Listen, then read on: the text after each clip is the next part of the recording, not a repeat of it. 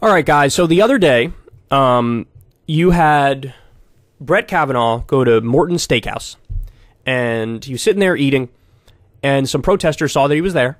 Some people who were pro-choice realized, oh shit, Brett Kavanaugh's there. And so they started protesting. Now, I don't know all the specifics of the story. I think they were outside of the steakhouse. And then what happened was when Brett Kavanaugh left, he just, he left through the back door to avoid them. That's all I know of it. If you know any more specifics on it, you can leave it in the comment section below. But here's Hannity and his gaggle of idiots discussing this issue. And I want to compare and contrast this with if the shoe was on the other foot and if the ideologies were different. Okay, so let's listen. An assassination plot against him. He's in a steakhouse. They're harassing, they're intimidating. So he brought up the assassination plot against Brett Kavanaugh. There was an assassination plot, and it was stopped. But these people who were doing the protesting have nothing to do with that at all, in the slightest. Let's continue. Them. Then you got Karine Jean-Pierre. Joe Biden says they shouldn't stop these protests. Pete Buttigieg says they should expect it. Did he just call him Pete Buttigieg? Pete Buttigieg? I have to hear that again. Please tell me he said that. Protests. Pete Buttigieg says they should expect it. He said Pete Buttigieg. Is that the new American left? I mean, unfortunately, Sean, I think it is. This is domestic terrorism, what is happening in this country. And where is the AG? Where is the DOJ, the FBI? They're allowing this to happen. And Sean, to your point, we have so many folks on the left that are actually encouraging this sort of behavior. You named a couple of them there. People might be familiar with the Speaker of the House, Nancy Pelosi, obviously the President of the United States, Joe Biden, that is encouraging people to continue this sort of absurd behavior. But none of us... Assassination. It's called free speech. It's called free protest. It's called the First Amendment of the United States Constitution.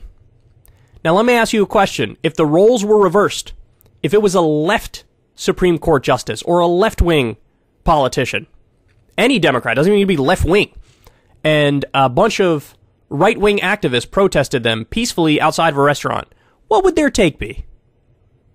What would their take be? My guess is they would go right back to that well they love to go to, which is, don't be a triggered snowflake. This is free speech.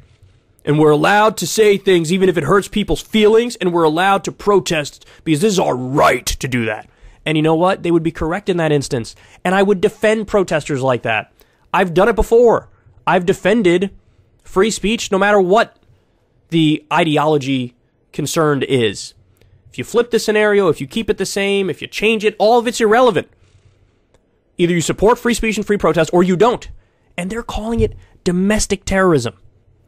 Now, it was domestic terrorism or attempted domestic terrorism when the guy was caught about to kill Brett Kavanaugh. That definitely was. And that guy's going to get the book thrown at him, and he's done so, and rightfully so. But for peaceful protesters, listen to me. You cannot make a decision that overturns a right that has been viewed as a right, interpreted as a right in the Constitution since the 1970s, and expect no backlash. You can't just take that away. I know that the way we view it is that you have a right, certainly to an abortion in the first trimester. It's your issue. It's you and your doctor. It's a matter of privacy. That first trimester and that second trimester, it's on you. Government's got to butt out. And then this guy comes in and says, no, the government actually should get involved, should get directly in between you and your doctor, should make the decision for you in an authoritarian way. Control your personal life. And then you do that, and you're like, ooh, people are mad outside of the steakhouse. Yeah, no shit. No shit. And you know what? I will actively say people should do more of this. There's not a single... Here, let me make this simple for everybody. There's not a single corrupt politician, war criminal and warmonger, or authoritarian judge or justice that should be able to peacefully go out in public. People should non-violently protest them and make them feel uncomfortable. That's all we have. That's all we have is like name them, shame them, make them feel uncomfortable. I'm not in favor of violence, never been in favor of political violence, but they should be uncomfortable every time they go out in public. Absolutely. Dick Cheney, John Bolton, George W. Bush, Donald Trump, Barack Obama, everybody who is a war criminal, warmonger, corrupt politician, authoritarian judge or justice, you have this coming. You have it coming.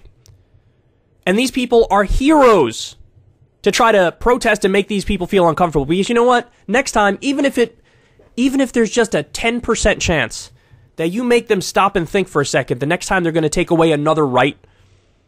Hey, last time I did this, it was a rough year for me because everywhere I went, people were telling me I'm a piece of shit and protesting me, and it felt terrible, it felt bad. Well, then that's a good thing.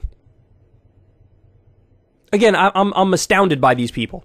Like, what do you think? Because what's next on the chopping block? Gay marriage? Right to contraception? Right to sodomy? So they take away right to gay marriage, and do you expect people should just, oh, they made the decision and it is what it is? No, you're destroying lives. Thousands and millions of lives. So you can't just do that and then be like, oh, people disagree. Yeah, and they should. And they should exercise that right over and over and over. Domestic terrorism. It's domestic terrorism to disagree with the Supreme Court justice and protest the Supreme Court justice peacefully. Peacefully. Let's call it what it is. These guys are authoritarians. And they never meant it with free speech or free protest. They never meant those words. For them, it's just a partisan hack tool that they trot out whenever it suits their narrative and whenever it's convenient. So, understand, they're the snowflakes. They're against the First Amendment. They're against free speech. They're hyperbolic losers calling this domestic terrorism. Domestic terrorism. The fuck out of here. These people are heroes. And the Supreme Court are rogue authoritarians trampling people's rights, taking away their rights, and anything and everything that is nonviolent, that makes them feel uncomfortable, I'm totally here for it. If you want to see me and Crystal Ball interview legends like Noam Chomsky, Cornel West, and more, subscribe to Crystal Kyle and Friends on Substack. $5 a month gets you the video version a day early. Remember, we take 0 ad dollars for this podcast. Or you can sign up on Substack for free and get the audio version a day later. Link in the video description box below.